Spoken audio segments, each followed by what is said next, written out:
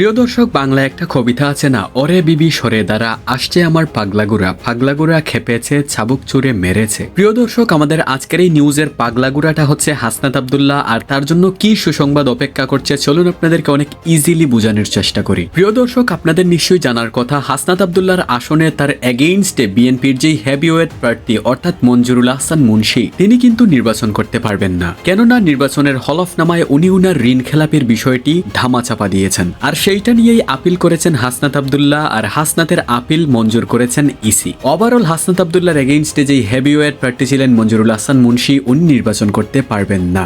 অর্থাৎ এই আসনে হাসনাত আব্দুল্লাহর জয় একরকম সুনিশ্চিত। তার উপর আরো একটা সুসংবাদ, চলুন আপনাদেরকে সেই সুসংবাদটা একটা প্রতিবেদনের মাধ্যমে শোনাই। কুমিল্লা 4 আসনে জাতীয় নাগরিক পার্টির মুখ্য সংগঠক হাসনাত আব্দুল্লাহকে সমর্থন জানিয়ে প্রার্থিতা প্রত্যাহার করেছেন বাংলাদেশ খেলাফত মজলিসের প্রার্থী মুফাজ্জল হোসেন। মঙ্গলবার 20 জানুয়ারি বিষয়টি নিশ্চিত করেছেন মুফাজ্জল হোসেন। তিনি বলেন, সন্ত্রাস ও চাঁদাবাজ মুক্ত ইনসাফ ভিত্তিক সমাজ বিনির্মাণে এবং এলাকার উন্নয়নের কথা বিবেচনা করে আমি নির্বাচন থেকে সরে দাঁড়ানোর সিদ্ধান্ত নিয়েছি। একই সঙ্গে 10 দলীয় জোটের প্রার্থী হাসনাত আব্দুল্লাহকে সমর্থন ও ভোট দেওয়ার আহ্বান জানাচ্ছি। অর্থাৎ মেঘনা চাইতেই বৃষ্টি। তিনি আরো বলেন, 10 দলীয় জোটের মধ্যে ঐক্য প্রতিষ্ঠা হওয়ায় কেন্দ্রীয় সিদ্ধান্ত অনুযায়ী আমি আজ হাসনাত আব্দুল্লাহকে সমর্থন জানিয়ে আমার মনোনয়ন প্রত্যাহার করছি।